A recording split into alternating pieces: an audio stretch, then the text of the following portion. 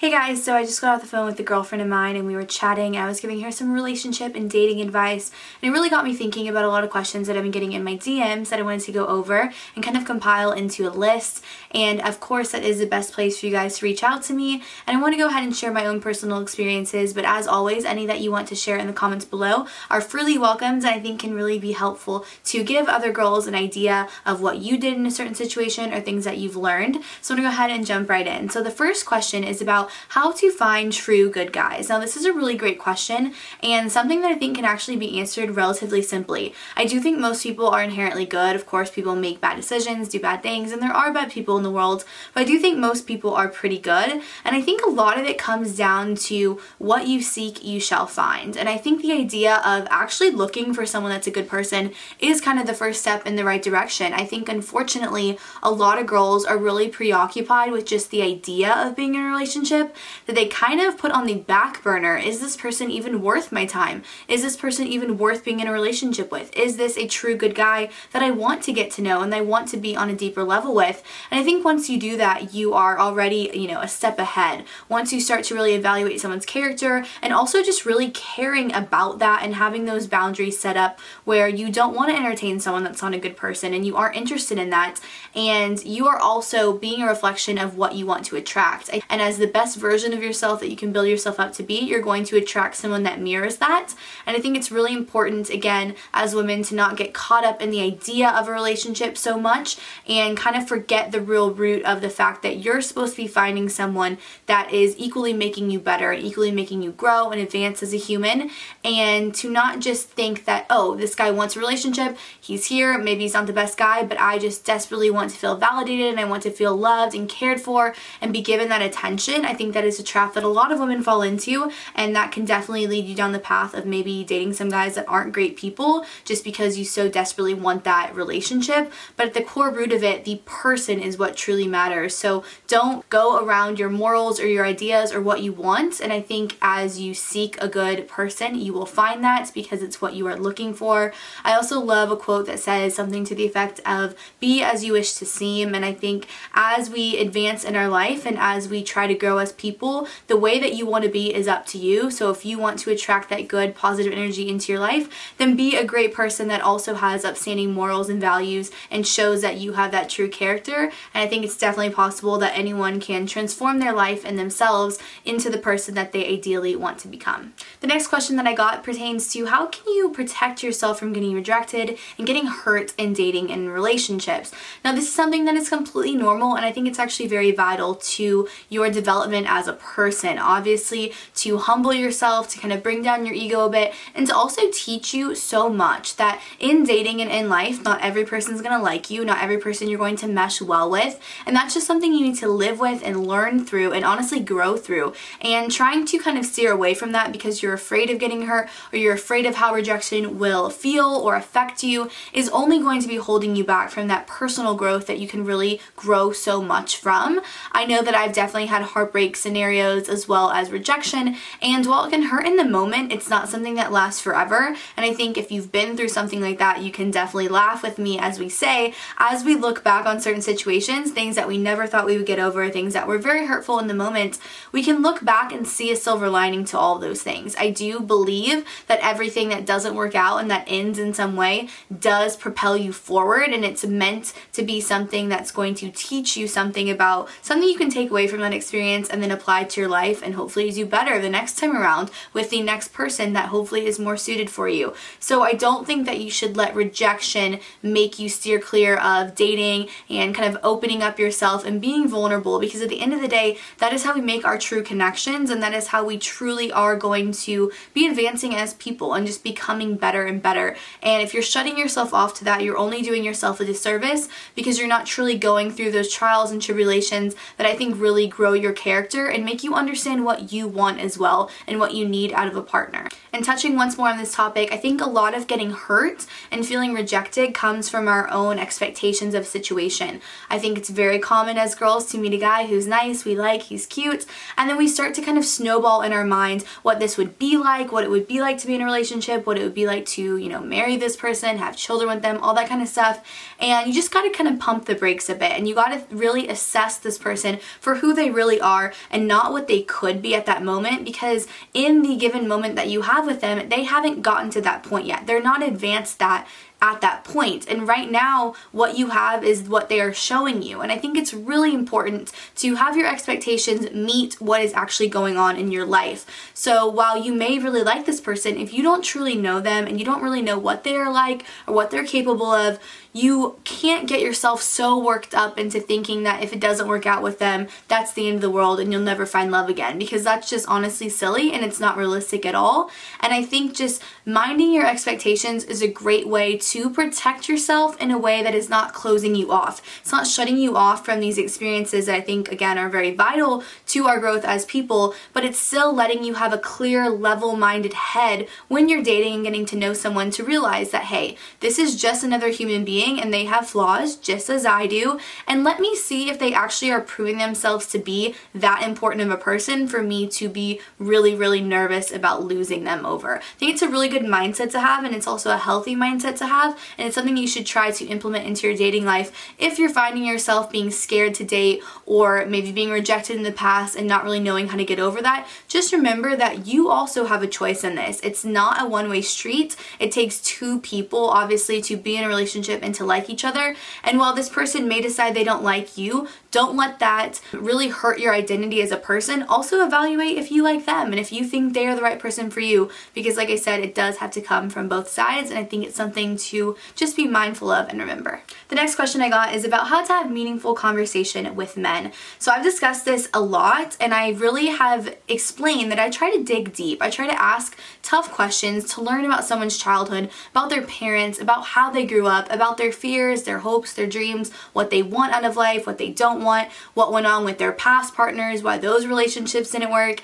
And if that sounds like a lot to handle, maybe it is, and definitely for some guys that's a lot, and they don't really know how to react to that and they're not used to that. I know a lot of girls that I'm friends with, and even girls that I interface with on a daily basis, giving them advice about relationships, they've told me that their interaction and their conversations, more importantly with guys, are pretty much done on Snapchat, don't have a lot of meaningful components to them, and aren't really digging deep because they just don't know how. They don't know how to open that up. They don't know if the other person is going to be receptive to that, and it's just not necessarily the commonplace, I think, in today's age to get really deep and to try to really truly learn about someone. And I think when you decide to do that, that is what can set you apart from a lot of people. I think unfortunately, with how easy it is to communicate, a lot of people are communicating, especially by text, with the intent to reply, not the intent to listen. Those are two completely different things. And I think as a generalization, not every man, but a lot of men have a little bit of difficulty expressing their emotions openly. They're a little bit less vulnerable than women are. And so I think that when you are having those deep conversations, you have to understand that this may be something that is out of their comfort zone, and you have to be receptive to the way that they're feeling.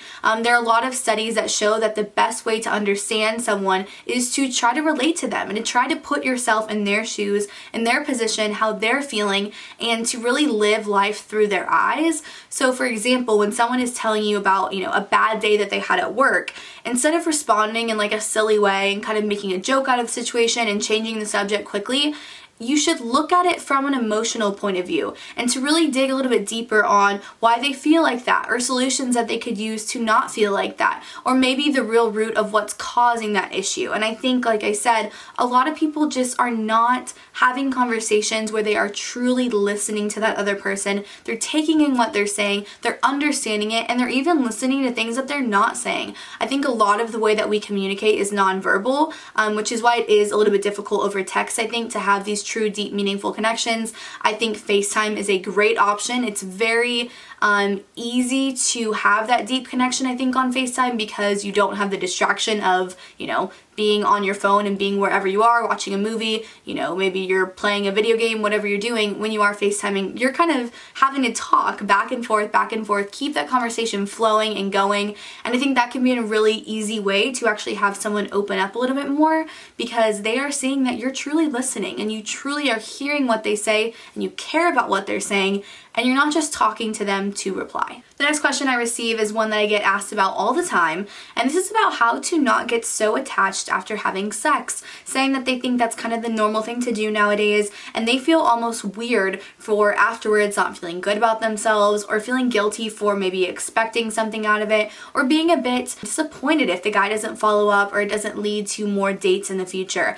Now, this is something super interesting because I have so many thoughts on this. I do want to say I'm completely not judging anyone that likes to have casual sex and engages in that. As long as you're being safe and you're happy and healthy, no problem, and it honestly doesn't really affect me. But I do think for the girls out there that feel a little bit left out of the culture that we live in, where sex is very prevalent and a lot of people do it very freely with many different people and with people that they don't necessarily have a deep connection with or truly care about or love or even want to have a relationship with, and that can be hard to navigate if you're on the other side of it. I listen to Call Her Daddy, which is a podcast which I think is really funny, and they actually have some pretty good insight, but they are pretty blunt about the fact that they listen to a lot of girls' stories and even their own about just, having casual sex and doing that and just kind of exploring that and not feeling bad about it. And again, while I don't have anything against it, I think it is so personal. And for me personally, it's not something that I enjoy. I don't think that physically, if you don't really know someone and don't really trust them, you can even have that great of an experience.